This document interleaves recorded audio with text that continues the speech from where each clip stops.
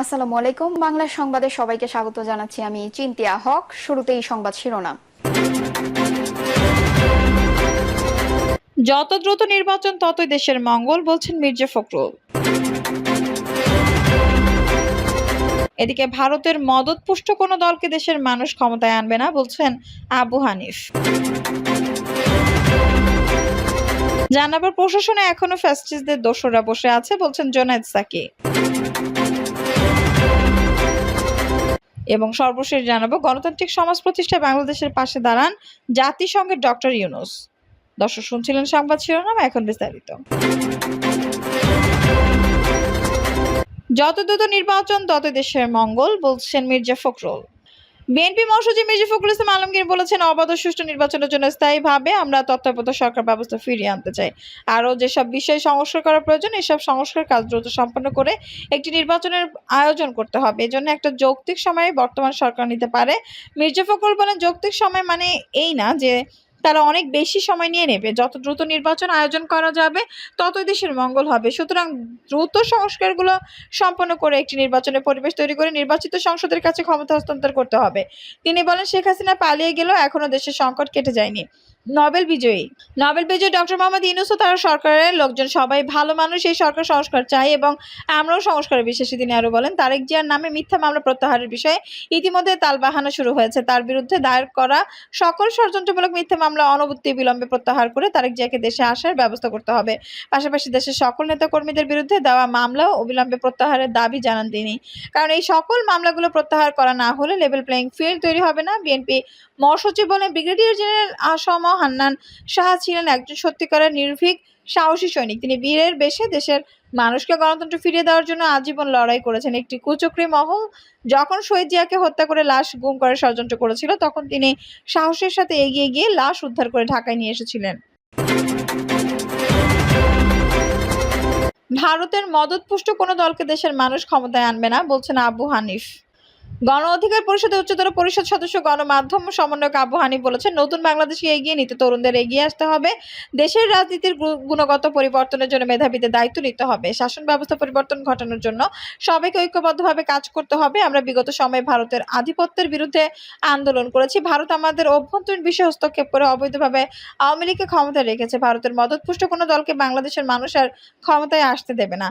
আলোচনা সভায় প্রধান অতিথি গণ অধিকার পরিষদের উচ্চতর পরিষদ সদস্য গণমাধ্যম সমন্বয়ক আবু হানিফ বলেন, নতুন বাংলাদেশকে এগিয়ে নিতে তরুণদের এগিয়ে আসতে হবে। দেশের রাজনীতির গুণগত পরিবর্তনের জন্য মেধাবীদের দায়িত্ব নিতে হবে। শাসন ব্যবস্থা পরিবর্তন ঘটানোর জন্য সবাইকে ঐক্যবদ্ধভাবে কাজ করতে হবে। আমরা বিগত সময়ে ভারতের আধিপত্যের বিরুদ্ধে আন্দোলন করেছি। ভারত আমাদের অভ্যন্তরীণ বিষয়ে হস্তক্ষেপ করে অবৈধভাবে আওয়ামী লীগকে ক্ষমতা রেখেছে। ভারতের মদদপুষ্ট কোনো দলকে বাংলাদেশের মানুষের ক্ষমতা আসতে দেবে না। তিনি বলেন, আমরা ইতিমধ্যে দেখেছি আমাদের একটা অংশ আওয়ামী লীগকে পুনর্বাসনের চেষ্টা করছে। ডিসি নিয়োগেও এই কাজ করেছে। 56 জন ডিসির 49 জনই আওয়ামী লীগের সুবিধাভোগী। তাদের উদ্দেশ্যে বলছি, আপনাদের এই অপপ্রচেষ্টা ছাত্র জনতা মেনে নেবে না। আপনাদের এই পথ পরিহার করতে হবে। আওয়ামী লীগকে ফ্যাসিবাদে সহযোগিতা করা, হত্যা মামলার আসামি জাতীয় পার্টির চেয়ারম্যান জিএম কাদেরের সাথে স্বরাষ্ট্র উপদেষ্টা কিভাবে মিটিং করে, এটা আমাদের প্রশ্ন। এই দালালদের সাথে মিটিং করে ছাত্র জনতার আন্দোলনের স্পিরিটের বিরুদ্ধে আগে এই দালালদের বিচার করতে হবে। তারপর দেশের জনগণ সিদ্ধান্ত নেবে তাদের রাজনীতি করতে দেওয়া হবে কিনা। গণ অধিকার পরিষদের নারায়ণগঞ্জ জেলা সভাপতি ইঞ্জিনিয়ার নাহিদ বলেন, গণ অধিকার পরিষদ দেশে মানুষের কল্যাণে কাজ করে যাবে। চাঁদাবাজ, টেন্ডারবাজ, সন্ত্রাসীদের ঠাঁই গণ অধিকার পরিষদে হবে না। আগামীতে সুন্দর ও গণতান্ত্রিক রাষ্ট্র গঠনে গণ অধিকার পরিষদের নির্বাচনের নেতাকর্মীরা ভূমিকা পালন করবে। প্রশাসনে এখনো ফ্যাসিস্টদের দোসররা বসে আছে, বলছেন জোনায়েদ সাকি। গণসংহতি আন্দোলনের প্রধান সমন্বয়কারী জোনায়েদ সাকি বলেছেন, আমাদের ঐক্যবদ্ধ থাকতে হবে। প্রশাসনে এখনো ফ্যাসিস্টদের দোসররা বসে আছে, বিভিন্ন কাঠামোতে তারা বসে আছে। তারা খুনিদের আড়াল করার চেষ্টা করছে। তারা যেন খুনিদের আড়াল করতে না পারে। আপনারা যদি এদের বিচার করতে না পারেন, তাহলে কেন দায়িত্ব নিয়েছেন? বিচার আপনাদের করতেই হবে। এটাই বাংলাদেশের মানুষের আকাঙ্ক্ষা। সাকি বলেন, আমরা বিশ্বাস করি এই সরকার শহীদদের তালিকা প্রকাশ করবে।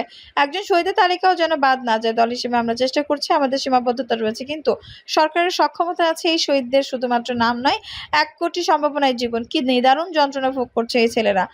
অন্তত 500 যুবক চোখ হারিয়েছে, অনেককে পঙ্গুত্ব বরণ করেছে। তাদের জীবনের নিরাপত্তা নিয়ে যেন ভাবতে না হয়, সেভাবে সরকারকে ব্যবস্থা নিতে হবে।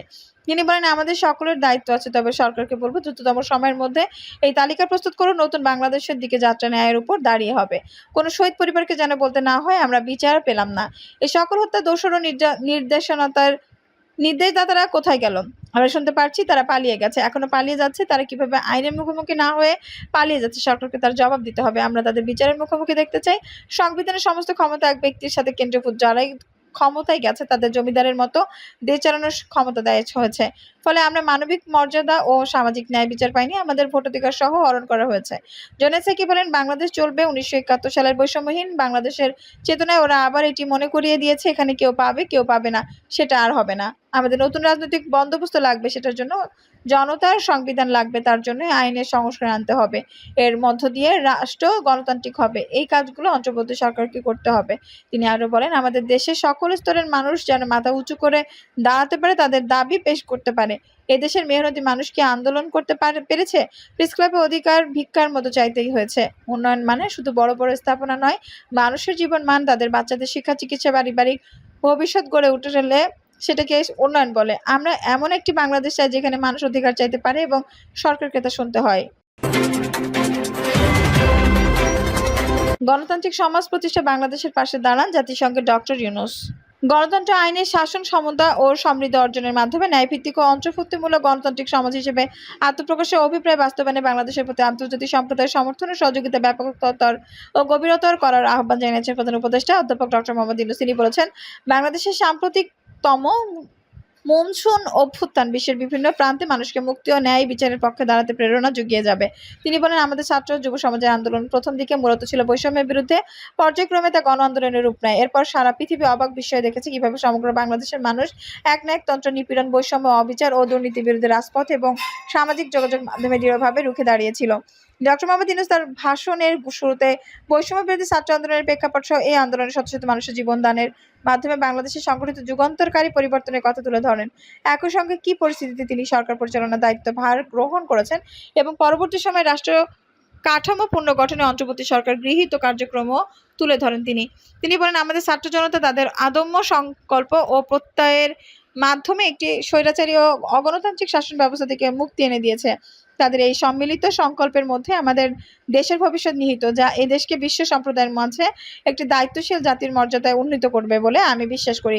প্রধান উপদেষ্টা বলেন, উদারনীতি, বহুত্ববাদ ও ধর্ম নিরপেক্ষতার উপর মানুষের গভীর বিশ্বাস থেকে বাংলাদেশ রাষ্ট্রের অভ্যুদয় হয়। ১৯৭১ সালে যে মূল্যবোধকে বুকে ধারণ করে আমাদের গণমানুষ যুদ্ধ করেছিল, সেই মূল্যবোধকে বহু বছর পরে আমাদের জেনারেশন জি নতুনভাবে দেখতে শিখিয়েছে। এই রকমটি আমরা দেখেছিলাম ১৯৫২ সালের ভাষা আন্দোলনে বাংলাকে মাতৃভাষা হিসেবে প্রতিষ্ঠার সময়ও। তিনি বলেন, বাংলাদেশের এই মৌসুম অভ্যুত্থান আগামী দিনগুলোতে বিশ্বের বিভিন্ন প্রান্তে মানুষকে মুক্ত ন্যায় বিচারের পক্ষে দাঁড়াতে প্রেরণা জুগিয়ে যাবে। আমাদের মুক্ত গণতান্ত্রিক আকাঙ্ক্ষাকে বাস্তবে রূপ দিতে আমি তাই বিশ্ব সম্প্রদায়কে আমাদের নতুন বাংলাদেশের সঙ্গে নতুনভাবে সম্পৃক্ত হওয়ার উদ্যত আহ্বান জানাই। বাংলাদেশ সরকারের দায়িত্ব গ্রহণের পর গত ৭ সপ্তাহে রাষ্ট্র সংস্কার ছাড়াও দেশের সুশাসন প্রতিষ্ঠা ও মত প্রকাশের স্বাধীনতা নিশ্চিতে তার সরকার গৃহীত পদক্ষেপগুলো তুলে ধরেন প্রধান উপদেষ্টা। তিনি বলেন, মানুষের আস্থা ও আত্মবিশ্বাস ফিরিয়ে আনতে এবং নির্মম অতীত যেন আর ফিরে না আসে, সেজন্য আমরা কিছু সুনির্দিষ্ট খাতে সংস্কারকে অগ্রাধিকার দিচ্ছি। বৈশ্বিক সংকট নিরসনে জাতিসংঘের মহাসচিব ও সাধারণ পরিষদের সভাপতি আন্তোনিও গুতেরেসের দৃঢ় প্রত্যয় ও সাফল্যমণ্ডিত নেতৃত্বের জন্য তাকে সাধুবাদ জানান প্রধান উপদেষ্টা। তিনি বলেন, বাংলাদেশ বিশ্বাস করে যে এই সম্মেলনের অর্জন বৈশ্বিক সমৃদ্ধির জন্য আমাদের সবার অভিপ্রায় ও সহযোগিতা কাঠামো প্রণয়নের দিক নির্দেশকে হিসেব কাজ করবে। তিনি বলেন, বাংলাদেশ যেসব আন্তর্জাতিক, আঞ্চলিক এবং দ্বিপাক্ষীয় চুক্তির পক্ষভুক্ত, সেগুলো প্রতিপালনে আমাদের সরকার বদ্ধপরিকর। জাতিসংঘ সহ বহুপক্ষীয় বিশ্ব কাঠামোতে বাংলাদেশের সক্রিয় অংশ ও অবদান অব্যাহত থাকবে। পারস্পরিক শ্রদ্ধাবোধ, মর্যাদা ও স্বার্থ সংরক্ষণের ভিত্তিতে বাংলাদেশ বিশ্বের সব রাষ্ট্রের সঙ্গে বন্ধুত্বপূর্ণ সম্পর্ক বজায় রাখতে আগ্রহী। সরকার প্রধান বলেন, বাংলাদেশ মনে করে শান্তি রক্ষা এবং সংঘাত মোকাবেলা জনগণের সমৃদ্ধি নিশ্চিত করার মূল চালিকা শক্তি। সাম্প্রতিক বিপ্লবকালে আমাদের ইতিহাসে সবচেয়ে কঠিনতম সময় জনগণের মুক্তির আকাঙ্ক্ষা পূরণে তাদের পাশে দৃঢ়ভাবে দাঁড়িয়ে আমাদের সাহসী সশস্ত্র বাহিনীর আরও একবার শান্তির প্রতি তাদের অঙ্গীকার প্রমাণ করেছে। এটা সম্ভব হচ্ছে শান্তি রক্ষা আমাদের অঙ্গীকারদের কেন্দ্রবিন্দুতে মানবাধিকার স্থান দেওয়ার ফলে। বিশ্বব্যাপী বৈষম্য ও অসমতার অবসানে ঐক্যবদ্ধভাবে কাজ করার জন্য বিশ্ব নেতাদের প্রতি আহ্বান জানিয়ে ডক্টর ইউনূস বলেন, সব বৈশ্বিক সমস্যার সমাধানের জন্য আমাদের সবার হাতে যথেষ্ট সক্ষমতা সম্পন্ন এবং উপায় রয়েছে। আসুন আমরা জাতীয় বা আন্তর্জাতিকভাবে যেসব প্রতিশ্রুতি দিয়েছি তা বাস্তবায়ন করি। অর্থনৈতিক ক্ষেত্রে সামাজিক ব্যবস্থার ধারণা প্রতিষ্ঠিত করে সব প্রকার বৈষম্য ও অসমতার অবসানে ঐক্যবদ্ধভাবে কাজ করে শান্তি, সমৃদ্ধি ও ন্যায় বিচার নিশ্চিত করতে বাংলাদেশের ভূমিকাকে জোরদারের প্রতিশ্রুতি ব্যক্ত করে প্রধান উপদেষ্টা বলেন, বাংলাদেশের তরুণরা প্রমাণ করেছে মানুষের স্বাধীনতা, মর্যাদা ও অধিকার সমুন্নত রাখার অভিপ্রায় কোনো উচ্চাভিলাষ নয়, বরং এটা সবার নিশ্চিত প্রাপ্য। শান্তি, সমৃদ্ধি ও ন্যায় বিচার নিশ্চিত করতে আন্তর্জাতিক, আঞ্চলিক ও জাতীয় পর্যায়ে বাংলাদেশ তার ভূমিকাকে ক্রমাগতভাবে জোরদার করার নিশ্চয়তা দিচ্ছে। তিনি বলেন, জাতিসংঘের শান্তি বিনির্মাণ কমিশনের সূচনা লগ্ন থেকে শান্তি রক্ষা বাংলাদেশ সমান অঙ্গীকার ব্যক্ত করে এসেছে। সামনের দিনগুলোতে আমরা জাতিসংঘের শান্তি রক্ষা কার্যক্রমকে আমরা মূল্যবোধ ভিত্তিক অবদানের ধারাবাহিকতার রক্ষা সমুন্নত প্রসারিত করতে বদ্ধপরিকর। জলবায়ু পরিবর্তন জনিত প্রভাব মোকাবেলায় বিশ্ব নেতাদের ভূমিকা কামনা করে প্রধান উপদেষ্টা বলেন, জলবায়ু সংকটের মোকাবেলায় এবং বৈশ্বিক অর্থনীতি সুসংহতকরণে আমাদের যুগপৎভাবে কাজ করতে হবে। বিশ্ব সম্প্রদায় এখন কার্বন মুক্ত পৃথিবী গড়ে তুলতে মনোযোগী হচ্ছে। বিশ্বের অধিকাংশ মানুষকে এই ধরনের পরিবর্তনের সুফল ভোগী করতে হলে নেট জিরো পৃথিবীর লক্ষ্য সমানভাবে পূরণে বাংলাদেশের মতো দেশগুলোর সঙ্গে নিতে হবে। দর্শক, এই ছিল এখনকার সর্বশেষ সংবাদ। নিউজটি ভালো লাগলে অবশ্যই একটা লাইক দিন, কমেন্টে আপনার মূল্যবান মতামত জানান। সবসময় আমাদের পাশে থাকতে সাবস্ক্রাইব করে বেল বাটনটি অন করে রাখুন। ধন্যবাদ।